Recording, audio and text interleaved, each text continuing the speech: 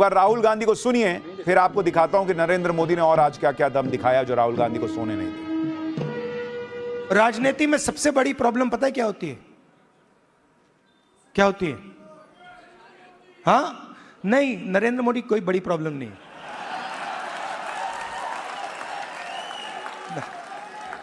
वो नहीं, मैं आपको बता रहा हूं, ये आपने अपने सिर पे चढ़ा रखा है, कोई प्रॉब्लम नहीं। ये जो मीडिया वाले हैं इन्होंने बना रखा है, इसका गुब्बारा बनाया, कोई प्रॉब्लम नहीं। अब पहले तो मैं मिला नहीं था, अब 2-3 बार मैं मिल भी लिया हूं, बात समझ गया हूं मैं, कुछ नहीं उसमें। शो पूरा शो है, दम नहीं है, बता रहा हूं। आप लोग मिले नहीं हो, मैं मिला हूं। सोचिए, इनके हिसाब से नरेंद्र मोदी में कोई दम नहीं है, तब पिछले 3 बार से ये विपक्ष में बैठे हुए हैं। अगर कोई दम वाला, इनके हिसाब से कोई दम वाला आ जाएगा तो और कितने साल विपक्ष में बैठना पड़ेगा सोचिए। कह रहे हैं नरेंद्र मोदी को मीडिया ने बनाया हुआ है, आपके पीछे जो एक पूरा तंत्र इकोसिस्टम लगा रहता है वो क्यों नहीं बना पा रहा आपको। कह रहे हैं नरेंद्र मोदी प्रॉब्लम नहीं है, इनको समझ में आ गया, बहुत अच्छी बात। प्रॉब्लम अंदर है, ये आपको समझ में आ गया, ये बहुत अच्छी बात है, और उसमें सुधार कीजिएगा तो शायद कुछ हो पाए। खैर, राहुल गांधी नरेंद्र मोदी के दम की बात कर रहे थे, लेकिन मोदी का दम आपको मैं दिखाता हूं, भारत का दम मैं दिखाता हूं। जो मालदीव इंडिया आउट की बातें करता था वो आज कैसे सलाम ठोक रहा है। आप मालदीव के राष्ट्रपति मोहम्मद मुइज़्ज़ू की 2 तस्वीरें देखिए। एक तस्वीर उनके चुनावी कैंपेन की है जिसमें भाई ने इंडिया आउट की टी-शर्ट पहनी हुई, और दूसरी तरफ आज की है जब वो भारत के प्रधानमंत्री नरेंद्र मोदी का भव्य स्वागत कर रहे हैं, अपने नेशनल डे पर चीफ गेस्ट के तौर पर बुला रहे हैं, अपने रक्षा मंत्रालय की बिल्डिंग पर मोदी की फोटो छाप दे रहे हैं, लगा दे रहे हैं। मोहम्मद मुइज़्ज़ू वही नेता हैं जो साल 2023 में मालदीव के राष्ट्रपति बने थे। उन्होंने अपने चुनावी कैंपेन में भरपूर एंटी इंडिया नैरेटिव चलाया था। मुइज़्ज़ू चीन के इतने करीबी थे कि शपथ लेने के 24 घंटे के अंदर ही उन्होंने मालदीव से भारतीय सेना के जवानों को हटाने तक के लिए कह दिया था। मुइज़्ज़ू ने मालदीव के पुराने राष्ट्रपतियों की तरह अपनी पहली विदेश यात्रा के लिए भारत नहीं तुर्की को चुना था। लेकिन आप देखिए कि आज की डेट में पीएम मोदी मालदीव को लाइन पर लेकर आ गए। बॉस, चीन के करीबी माने जाने वाले मुइज़्ज़ू अब भारत से रिश्ते सुधार रहे हैं, मोदी के लिए एयरपोर्ट पे पहुंचे हुए हैं, खड़े हैं कि सर स्वागत है आपका। मोदी आज मालदीव गए, जिसके बाद उनके पिछले साल की कुछ तस्वीरें भी चर्चा में आ गई। पीएम मोदी जनवरी 2024 में लक्षद्वीप गए थे, ये तस्वीरें याद है ना। वहां पर उन्होंने कुछ पल बिताए, फोटो खिंचवाया, तभी मोदी विरोधी कह रहे थे कि इन तस्वीरों से क्या हो जाएगा। लेकिन मोदी की इस तस्वीर से बॉयकॉट मालदीव की मुहिम चल गई थी और पूरा मालदीव हिल गया था। यह है नरेंद्र मोदी का दम। बॉस, एक फोटो खिंचाते हैं तो दूसरे देश में जो है ना, वहां राष्ट्रपति की फोटो हिलने लगती है दीवार पे, लगता है कि बदलना पड़ेगा। आप ये भी देखिए कि जब मालदीव और भारत के संबंध बिगड़े थे तो मालदीव के मंत्रियों ने पीएम मोदी के खिलाफ आपत्तिजनक टिप्पणियां की थी। आज मुइज़्ज़ू की सरकार के वही मंत्री, वही मुइज़्ज़ू पीएम मोदी के स्वागत में लाइन लगा के खड़े हैं। ये लोग देखिए, ऐसे पलटा जाता है गेम। लेकिन नरेंद्र मोदी ने अपनी विदेश नीति से कैसे गेम पलटा, आज आपको यह भी समझना चाहिए। मालदीव भारत से भिड़ तो गया, लेकिन उस वक्त उसे उसका अंजाम पता नहीं था। नरेंद्र मोदी की विदेश नीति ने मालदीव को जल्दी ही एहसास दिला दिया कि मालदीव का काम भारत के बिना नहीं चलेगा। मालदीव को भारत के पास इसलिए भी लौटना पड़ा क्योंकि मालदीव पर आर्थिक संकट आ गया, और इस आर्थिक संकट में उसे सिर्फ एक ही देश पर भरोसा था, और वो था भारत। मालदीव की हालत बीच में इतनी खराब हो गई थी कि सितंबर 2024 में उसके पास विदेशी मुद्रा भंडार इतना कम हो गया था जिससे वो सिर्फ 1.5 महीने का आयात कर सकता था। ऐसे मुश्किल दौर में भारत ने मालदीव को 6,487 करोड़ रुपए की करेंसी स्वैप की सुविधा दी। इसके अलावा मालदीव में भारत अरबों रुपए के प्रोजेक्ट चला रहा है। यह प्रोजेक्ट मालदीव के बुनियादी ढांचे को बढ़ाने के लिए इंपॉर्टेंट है। भारत सड़कें, ब्रिज, बिल्डिंग, हवाई अड्डे, ये सब बनाने में मालदीव की मदद कर रहा है। भारत मालदीव के सबसे बड़े व्यापारिक साझेदारों में से एक है। इसके अलावा मालदीव की अर्थव्यवस्था में पर्यटन की हिस्सेदारी 28% है। भारत से दुश्मनी मोल लेकर मालदीव ने सीधे सीधे इस 28% हिस्सेदारी को खतरे में डाल दिया था। लेकिन मालदीव को जल्दी ही समझ में आ गया कि भारत से के साथ रहने में ही उसका फायदा है, क्योंकि चीन भारत की तरफ भरोसेमंद दोस्त नहीं है। बॉस, यह मालदीव को समझ में आ गया। मालदीव को अपने विकास के लिए बहुत सारा कर्जा चाहिए था। मोहम्मद मुइज़्ज़ू को यही लगा था कि वो चीन से जाकर कर्जा ले लेगा, अपना काम चला लेगा।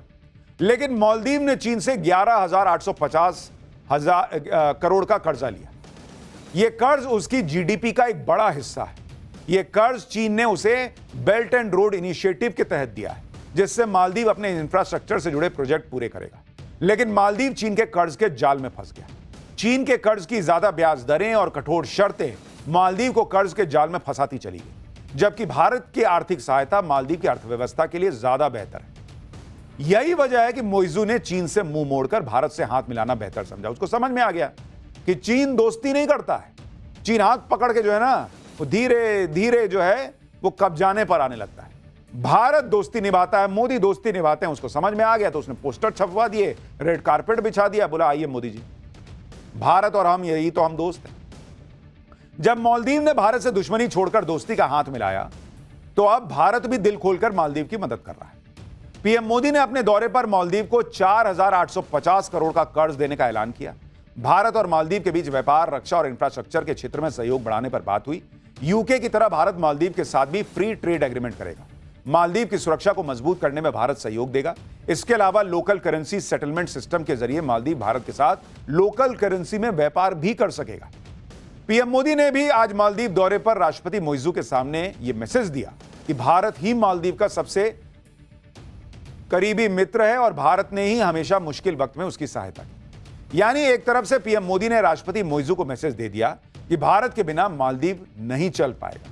सुनिए एक बार पीएम मोदी। भारत मालदीव का सबसे करीबी पड़ोसी है।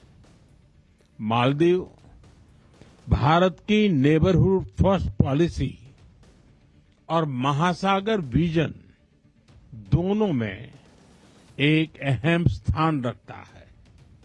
भारत को मालदीव का सबसे भरोसेमंद मित्र होने पर भी गर्व है। आपदा हो या महामारी, भारत हमेशा फर्स्ट रिस्पॉन्डर बनकर साथ खड़ा रहा है। मालदीव दौरे पर पीएम मोदी ने मालदीव को भीष्म क्यूब्स भी गिफ्ट किए। भीष्म, जिसका पूरा नाम भारत हेल्थ इनिशिएटिव फॉर सहयोग, हित एंड मैत्री है। ये पोर्टेबल क्यूब्स हैं जो मेडिकल इमरजेंसी में काम आते हैं। इसमें सभी जरूरी मेडिकल उपकरण और दवाइयां शामिल होती हैं। जिस तरह मालदीव ने भारत के प्रति दोस्ती जताने में कंजूसी नहीं की, उसी तरह भारत ने भी मालदीव की मदद में कोई कमी नहीं छोड़ी। पीएम मोदी ने मालदीव के दौरे पर राष्ट्रपति मोइजू को 3300 हाउसिंग यूनिट्स की चाबी भी सौंपी। ये हाउसिंग यूनिट्स भारत की मदद से बने, यानी भारत मालदीव के लोगों को नया आशियाना भी दे रहा है, उनकी जबरदस्त मदद भी कर रहा है। इसके अलावा भारत ने मालदीव की सेना को 72 व्हीकल और अन्य उपकरण भी गिफ्ट किए हैं। आप यह भी देखिए कि 2 साल पहले तक भारत के खिलाफ चीन ने मालदीव में जो माहौल बनाने की कोशिश की थी, उस माहौल को कैसे पीएम मोदी ने धुआं धुआं कर दिया। आज मालदीव और भारत का सहयोग इतना बढ़ गया कि पीएम मोदी और राष्ट्रपति मोइजू ने मिलकर मालदीव के रक्षा भवन का उद्घाटन किया। यानी खुद मालदीव ने चीन को बड़ा मैसेज दे दिया कि वो अब भारत से अपनी रक्षा साझेदारी को भी मजबूत करेगा। इधर पीएम मोदी मालदीव को भर भर के मदद कर रहे हैं, उधर मालदीव में पीएम मोदी के नाम की गूंज सुनाई दे रही। मालदीव में भारतीय समुदाय ने पीएम मोदी जिंदाबाद के नारे लगा दिए सड़क पर खड़े होकर। सुनिए मालदीव में कैसे मोदी मोदी हो रहा है। मोदी जिंदाबाद, जिंदाबाद, जिंदाबाद, मोदी जिंदाबाद, जिंदाबाद, मोदी जिंदाबाद, जिंदाबाद, जिंदाबाद, मोदी जिंदाबाद, जिंदाबाद।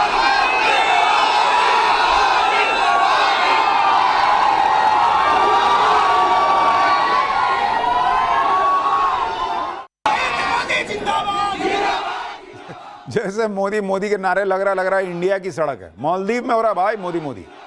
आपके मन में यह भी सवाल आ रहा होगा कि मालदीव तो छोटा सा देश है, आखिर चीन या भारत जैसे बड़े से देश उसे इतनी अहमियत क्यों दे रहे भाई। दरअसल समुद्री सुरक्षा के लिहाज से मालदीव भारत के लिए बहुत इंपॉर्टेंट है। मालदीव हिंद महासागर में करीब 1200 द्वीपों वाला एक देश है। यह देश लक्षद्वीप से महज 700 किलोमीटर की दूरी पर है। मालदीव एक ऐसे महत्वपूर्ण जहाज मार्ग से सटा हुआ है जिससे होकर चीन, जापान और भारत जैसे कई देशों की ऊर्जा की आपूर्ति होती है। भारत का 90% से ज्यादा अंतर्राष्ट्रीय व्यापार हिंद महासागर से होता है। इसलिए हिंद महासागर में सुरक्षा व्यवस्था को कायम रखना भारत के लिए बहुत जरूरी है और उसके लिए मालदीव से यह दोस्ती भी इंपॉर्टेंट है। पीएम मोदी ऐसे वक्त में मालदीव गए हैं जब चीन, पाकिस्तान और बांग्लादेश मिलकर भारत को अलग थलग करने की साजिश कर रहे हैं। ऐसी कुछ खबरें चल रही हैं कि पाकिस्तान ऐसा ट्राई कर रहा है कि ऐसा हो जाए। इसके लिए पाकिस्तान चीन से सटा जा रहा है और कह रहा है कि भारत के बिना सार्क जैसा कोई ग्रुप बना लेते हैं। लेकिन पीएम मोदी ने मालदीव पहुंचकर चीन और पाकिस्तान की कोशिशों को झटका दिया, क्योंकि सार्क देशों में मालदीव भी शामिल है, जो अब भारत के पाले में आ चुका है। पीएम मोदी की धमाकेदार डिप्लोमेसी को देखकर चीन और पाकिस्तान तनाव में हो। खासकर पाकिस्तान को यह पता है कि आज नहीं तो कल पीएम मोदी फिर पाकिस्तान को धोएंगे। शायद इसलिए पाकिस्तान की सरकार से लेकर वहां की सेना तक हर कोई कुछ दिन में चीन की तरफ दौड़ा दौड़ा चला जाता है। पहले पाकिस्तान के डिप्टी पीएम चीन गए थे, अब पाकिस्तान का फर्जी फील्ड मार्शल असीम मुनीर दौड़ा दौड़ा चीन पहुंच गया। मुनीर ऐसे वक्त में चीन गया है जब पीएम मोदी भी लगातार डिप्लोमेटिक दौरे पर है। इधर मोदी ब्रिटेन के बाद मालदीव पहुंचे, उधर असीम मुनीर दौड़ा दौड़ा चीन पहुंच गया। चीन से पहले असीम मुनीर अमेरिका गया था, आपको याद होगा। वो इसी हफ्ते श्रीलंका और इंडोनेशिया भी जाएगा। असीम मुनीर ऐसे दौरे करके मैसेज दे रहा है कि पाकिस्तान में सब कुछ वही चला रहा है। लेकिन असीम मुनीर यह सोचकर चीन गया था कि उसका गर्मजोशी से स्वागत होगा, कोई रेड कारपेट वगैरह बिछाया जाएगा। लेकिन चीन दौरे पर मुनीर की जमकर किरकिरी हुई। चीन के विदेश मंत्री वांग यी की बॉडी लैंग्वेज ही बता रही थी कि मुनीर की क्लास लगने वाली है। वैसे तो मीटिंग में मुनीर ने चीन के साथ दोस्ती को भाईचारे पर आधारित बताया, चीन के साथ पार्टनरशिप को चट्टान की तरह मजबूत बता दिया, चीन को आयरन ब्रदर तक बता दिया। लेकिन चीन के विदेश मंत्री ने मुनीर से पाकिस्तान में चीन के प्रोजेक्ट्स में हो रही देरी पर नाराजगी जताई, पाकिस्तान में चीन के नागरिकों पर जो हमले हो रहे हैं उस पर नाराजगी जताई, पाकिस्तान पर वादा खिलाफी का आरोप लगाते हुए नाराजगी जताई, पाकिस्तान को अपने घर के आतंकी खतरे के लिए डांट भी लगाई। चीन ने पाकिस्तान में सीपेक समेत कई प्रोजेक्ट में इन्वेस्ट कर रखा है, पाकिस्तान को अरबों डॉलर का कर्ज दे रखा है। ऑपरेशन सिंदूर के दौरान भी चीन ने पाकिस्तान की मदद की थी, लेकिन पाकिस्तान अपने ही देश में चीनी नागरिकों और चीन के प्रोडक्ट्स को बचाने में फेल रहा। मार्च 2024 में उत्तरी पाकिस्तान में एक आत्मघाती बम हमले में 5 चीनी वर्कर की मौत हो गई थी। नवंबर 2024 में कराची में 2 चीन के नागरिकों की पाकिस्तानी गार्ड ने गोली मार के हत्या कर दी थी। अक्टूबर 2024 में कराची हवाई अड्डे के बाहर आत्मघाती विस्फोट में 2 चीनी इंजीनियर मारे गए थे। मार्च से जुलाई 2025 के बीच ही कम से कम 4 बार चाइनीज नागरिकों को निशाना बनाया गया। पाकिस्तान से जब खुद को बचा नहीं पा रहा है तो वो चीन को क्या ही बचा पाएगा। इसलिए चीन पाकिस्तान की क्लास लगा रहा है कि इतनी भीख मिलती है, कम से कम उसके लोगों को तो बचाओ भाई, तुमको इतना भीख दे रहे हैं। एक तरफ पाकिस्तान की बेइज्जती पर बेइज्जती हो रही है, दूसरी तरफ भारत का सम्मान पर सम्मान। लेकिन इसके बावजूद भारत में गजब की पॉलिटिक्स चल रही है और उसी से जुड़ा अब अगला चैप्टर खोल रहा हूं। इधर राहुल की डस्टबिन वाली पॉलिटिक्स, उधर खड़गे ने मान लिया कि मोदी ने मिट्टी में मिला दिया है क्या। राहुल गांधी मिक्स जाति के हैं, किस कांग्रेस नेता ने गजब का दावा ठोक दिया। आज संसद फिर क्यों नहीं चली, क्या बवाल हुआ है, राहुल गांधी कौन सी ओबीसी वाली पॉलिटिक्स लेकर आए हैं, अब इसका चैप्टर खोलता हूं। पूरी दुनिया आज की डेट में भारत को बेस्ट बता रही है, लेकिन भारत में देखिए क्या हो रहा। पूरा इंडी गठबंधन यह बताने में जुटा है कि भारत में सिस्टम कितना खराब है। जिस चुनाव आयोग का नाम दुनिया भर में है, उस चुनाव आयोग को इंडी गठबंधन सिर्फ इसलिए घेर रहा है क्योंकि चुनाव आयोग बिहार में वोटर लिस्ट का रिवीजन करवा रहा है। बिहार में हो रहे वोटर वेरिफिकेशन के खिलाफ इंडी गठबंधन का प्रोटेस्ट आज भी चला। चुनाव आयोग के खिलाफ नारेबाजी की जा रही है, एसआईआर को लोकतंत्र पर वार बताया जा रहा है। आप ये भी देखिए कि एक तरफ वोटर वेरिफिकेशन पर बवाल किया जा रहा है तो दूसरी तरफ कांग्रेस जाति की राजनीति को धार दे रही। आज दिल्ली में कांग्रेस का एक बड़ा कार्यक्रम हुआ जिसमें राहुल गांधी ने खुलकर ओबीसी पॉलिटिक्स की। इस कार्यक्रम में राहुल गांधी ने फिर से जाति जनगणना की बात की। राहुल गांधी के साथ खड़गे ने भी पीएम मोदी पर जमकर निशाना साधा। लेकिन सवाल यह है कि एसआईआर और जाति वाली राजनीति के दम पर इंडी गठबंधन नरेंद्र मोदी के सामने कितना टिक पाएगा, आज आपको विस्तार से यह बताऊंगा और एसआईआर पर विपक्ष के आरोपों का फैक्ट चेक भी करेंगे। लेकिन पहले जो आज हंगामा हुआ, जो पॉलिटिक्स हुई, जो फाड़ के डस्टबिन में डालना हुआ है, जरा देखिए उसकी एक झलक।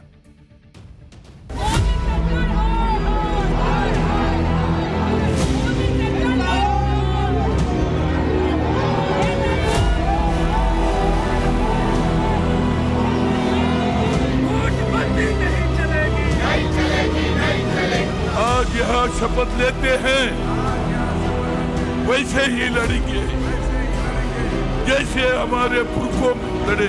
सिर्फ ये बिहार के लिए नहीं है, सारे देश में वो रिवीजन करें। अगर मुझे आपकी हिस्ट्री के बारे में थोड़ा सा भी ज्यादा मालूम होता, मैं तभी जाति जनगणना करा देता।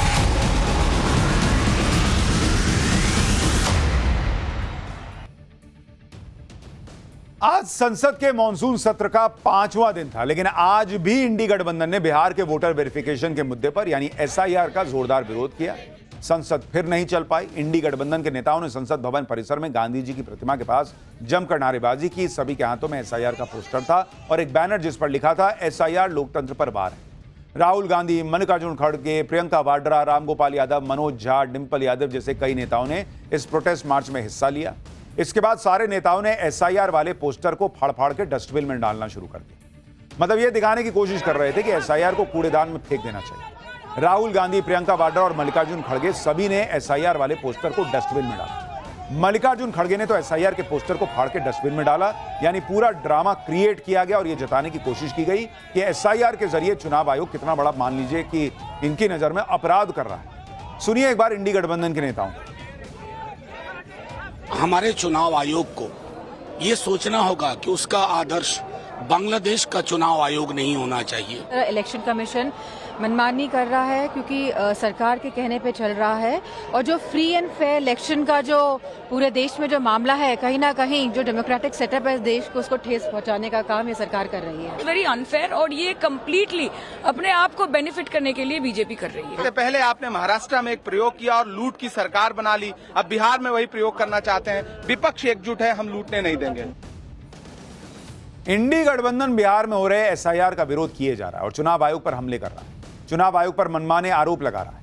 लेकिन चुनाव आयोग ने अब जो फैसला लिया है उससे इंडी गठबंधन को झटका लगने वाला है। चुनाव आयोग अब पूरे देश में एसआईआर कराने जा रहा है। चुनाव आयोग ने कह दिया है कि अपने संवैधानिक अधिकार के तहत वोटर लिस्ट की अखंडता की रक्षा के लिए अब पूरे देश में विशेष गहन परीक्षण यानी एसआईआर शुरू करने का निर्णय लिया गया। देश के बाकी हिस्सों में एसआईआर के लिए शेड्यूल सही समय पर जारी भी कर दिया जाएगा। चुनाव आयोग के इस फैसले से इंडी गठबंधन को जैसे करंट लग गया। अभी तक बिहार के लिए हंगामा कर रहे थे, सुप्रीम कोर्ट जा रहे थे, लेकिन अब पूरे देश में एसआईआर होगा और चुनाव आयोग को इसका संवैधानिक अधिकार भी है।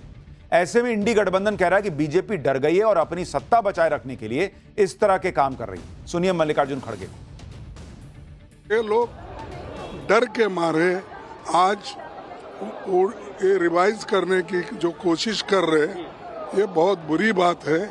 इससे देश का भी नुकसान होता है और लोकतंत्र का नुकसान होता है, और संविधान के तहत ये लोग नहीं चल रहे। वो अपने हुकूमत को बचाने के लिए बहुत से चीज़ें कर रहे हैं, लेकिन ये ठीक नहीं है। आज उन्होंने एक सर्कुलर निकाला, सिर्फ ये बिहार के लिए नहीं है, सारे देश में वो रिवीजन करेंगे, तो ये ठीक नहीं। यही लोग कुछ दिन पहले बैठ के कह रहे थे, तेजस्वी यादव वगैरह, कि उनको एसआईआर से प्रॉब्लम नहीं है, एसआईआर के तरीके से प्रॉब्लम है कि चुनाव के ठीक पहले क्यों होता है। तो भाई अब तो चुनाव बहुत जगह नहीं है, इस साल तो सिर्फ बिहार में चुनाव है, उसके बाद बंगाल में अगले साल है, फिर कहीं कहीं और होगा। तो पूरे देश में अब बहुत चुनाव के बहुत पहले एसआईआर हो जाएगा, तब क्या दिक्कत है। दूसरा कि ये सुप्रीम कोर्ट गए हुए हैं, सुप्रीम कोर्ट ने कहा कि चुनाव आयोग संवैधानिक अधिकार का इस्तेमाल करके एसआईआर कर रहा है, सुप्रीम कोर्ट ने उस पर रोक नहीं लगाई। तो फिर ये लाल किताब संविधान का क्या लहराते हैं जब संविधान को मानना ही नहीं है इन लोगों को। इंडी गठबंधन का आरोप है कि एसआईआर के जरिए वोटरों के नाम वोटर लिस्ट से काटे जा रहे हैं, जबकि चुनाव आयोग इस पर सफाई दे चुका है। आज ही चुनाव आयोग ने आंकड़े जारी किए, बिहार में एसआईआर कितनी स्पीड से हुआ है आप इसको देखिए। चुनाव आयोग के मुताबिक 24 जून को बिहार में एसआईआर कराने का आदेश दिया गया था। एक महीने के अंदर बिहार के 99.8% मतदाताओं को कवर किया गया है। 7 करोड़ 23 लाख मतदाताओं के फॉर्म्स को डिजिटाइज किया गया है। बचे हुए वोटर्स का वेरिफिकेशन 1 अगस्त तक कर लिया जाएगा। एसआईआर से पता चला है कि बिहार में 22 लाख मतदाता जीवित नहीं है। 7 लाख मतदाताओं के नाम एक से ज्यादा जगह मिले हैं। 35 लाख वोटर हमेशा के लिए बिहार से जा चुके हैं। यानी एसआईआर से बिहार के मतदाताओं की सारी जानकारी चुनाव आयोग को मिल चुकी है और अब इसी जानकारी के हिसाब से वोटर लिस्ट बनेगी जो पूरी तरह से सही होगी। यही बात सरकार भी कह रही है कि जो लोग जिंदा नहीं है उनके नाम वोटर लिस्ट में क्यों होने चाहिए। और सबसे बड़ा सवाल तो यह है भाई जो लोग जिंदा नहीं है, मर गए, उनका नाम वोटर लिस्ट से हटाया जा रहा है। या तो आप उस आदमी को खड़ा कर दीजिए कि ये जिंदा है, देखिए इसका नाम हटा दिए हैं मरे हुए में डाल के, और नहीं तो आप क्यों परेशान हो रहे हैं भाई। हो सकता है कि भाई जिसका नाम हट रहा है, जो जिंदा नहीं है, उसका भूत आके मान लीजिए वोट करता, तो हो सकता था कि भाई वो बीजेपी के लिए वोट ही नहीं करता। सुनिए केंद्रीय मंत्री ललन सिंह क्या कह रहे हैं, पहले उसको सुनिए, खैर आगे की बात बता दें। एसआईआर क्यों वो एसआईआर चाहते हैं? जो वोटर मर गया, जो वोटर है ही नहीं जीवित, जो वोटर परमानेंटली देश छोड़ के चला गया, वो काहे के लिए वोटर रहेगा? जो 2 जगह वोटर है, जो देश का नागरिक नहीं है, तो इसमें कौन वो चाहते हैं कि उनको एक तरफा खेलने के लिए दिया जाए, ऐसा नहीं होता है। लेकिन ये विपक्ष की पॉलिटिक्स एक्सपोज होती जा रही है। अब तो लोग कहने लगे हैं कि इसका मतलब ये लोग बिहार चुनाव हार रहे हैं, ये समझ गए हैं और अभी से अपने हार की वजह जो है ना वो लोगों के सामने सेट कर दे रहे हैं कि भाई हम में कोई कमी नहीं है, वोटर वेरिफिकेशन हो गया इसलिए जो है बीजेपी जीती। कांग्रेस वोटर वेरिफिकेशन के लिए सीधे सीधे पीएम मोदी पर हमले कर रही है। कांग्रेस कह रही है कि पीएम मोदी झूठों के सरदार हैं। सुनिए मल्लिकार्जुन खड़गे कांग्रेस अध्यक्ष को। तुम सबको सता रहे हैं, तुम सबको सता रहे, सबको मट्टी में मिला के तुम अकेले जिंदा रहना चाहते हैं और ये नहीं चलेगा। चल गया, एक बार, दो बार, तीन बार चल गया, इसके आगे नहीं चलेगा, क्योंकि वो हमेशा झूठों के सरदार है। झूठ बोलना ही उनका काम है, लेकिन लोगों में चीड़ क्यों नहीं आ रही मेरे को समझ में नहीं आया। मल्लिकार्जुन खड़गे ना, उनमें एक बहुत खास बात, वो बोलते बोलते सच बोल जाते। कह रहे हैं कि लोगों में चिढ़ क्यों नहीं आ रही मुझे समझ में नहीं आता। यानी वो खुद मान रहे हैं कि पब्लिक नरेंद्र मोदी से चिढ़ी हुई नहीं है। खुद कह रहे हैं कि तुम हमको मिट्टी में मिला के खुद जिंदा रहना चाहते हो और एक बार, दो बार, तीन बार कर लिया, अब नहीं होगा। यानी मान रहे हैं कि 3 बार मोदी ने मिट्टी में मिला दिया। बोलते हैं तो बोलते बोलते में ना फ्लो में निकल जाता है सब। यानी कांग्रेस इस बात से परेशान है कि देश की जनता पीएम मोदी के खिलाफ हो क्यों नहीं रही है, चिढ़ क्यों नहीं रही है मोदी से। एसआईआर के मुद्दे पर कांग्रेस हंगामा कर रही है, लेकिन कांग्रेस को भी लग रहा होगा कि इस हंगामे से उसे बहुत ज्यादा फायदा नहीं होने वाला, इसलिए कांग्रेस अब फिर से ओबीसी कार्ड खेल रही है। आज दिल्ली में कांग्रेस ने भागीदारी न्याय महासम्मेलन का आयोजन किया। इस महासम्मेलन में कांग्रेस के कई ओबीसी नेता मौजूद थे। राहुल गांधी, मल्लिकार्जुन खड़गे और इस कार्यक्रम में कई दूसरे नेता शामिल हुए। कार्यक्रम के दौरान कांग्रेस के कार्यकर्ताओं को शपथ दिलाई गई कि वो राहुल गांधी के साथ खड़े रहेंगे और जो काम दिया जाएगा उसे पूरा करेंगे। देखिए शपथ ले रहे हैं लोग। राहुल गांधी लगातार जातिगत जनगणना की बात करते हैं और इसके जरिए ओबीसी समाज को समान भागीदारी देने का वादा करते हैं। आज राहुल गांधी ने जाति जनगणना को लेकर अपनी गलती भी मान ली। राहुल ने कहा कि दलितों और आदिवासियों के मुद्दे समझना आसान है, लेकिन ओबीसी की समस्या समझना मुश्किल है। राहुल ने कहा कि अगर उन्हें ओबीसी समाज के इतिहास के बारे में थोड़ा ज्यादा पता होता तो वो काफी पहले जातिगत जनगणना करवा देते। सुनिए राहुल गांधी। अनटचेबिलिटी उनकी हिस्ट्री है तो एकदम पता लग जाता है। आदिवासियों की भी इश्यूज आसानी से समझ आ जाती हैं। आप उनके इलाके में जाइए, जंगल, जल, जमीन बिल्कुल सामने दिखता है। मगर ओबीसी की जो इश्यूज हैं, जो मुश्किलें हैं, वो छुपी रहती हैं, आसानी से नहीं दिखती हैं। मेरी रिग्रेट क्या है कि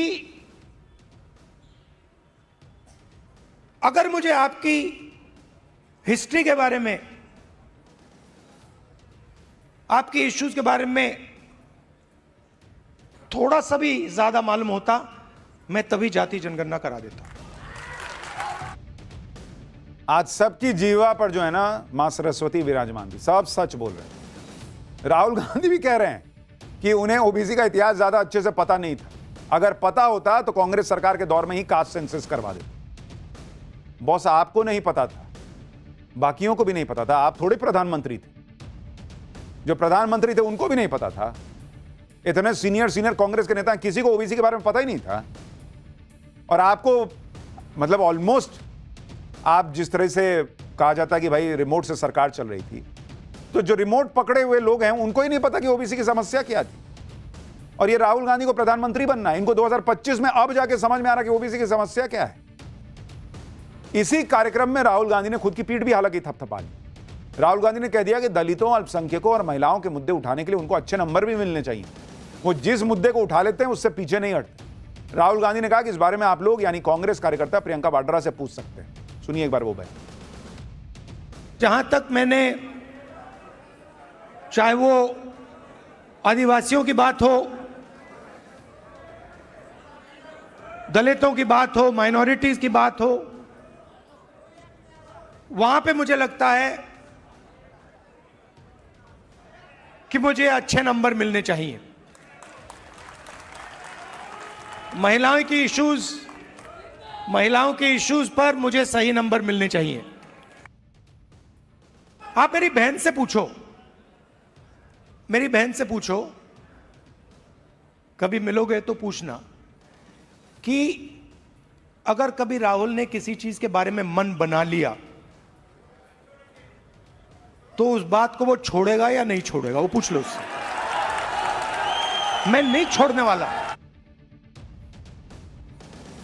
पीएम मोदी को घेरने के लिए राहुल गांधी और कांग्रेस ओबीसी वोट बैंक को कंसोलिडेट करने की कोशिश कर रहा है, और यह कोशिश आज से नहीं बल्कि लोकसभा चुनाव 2024 के पहले से कर रहा है।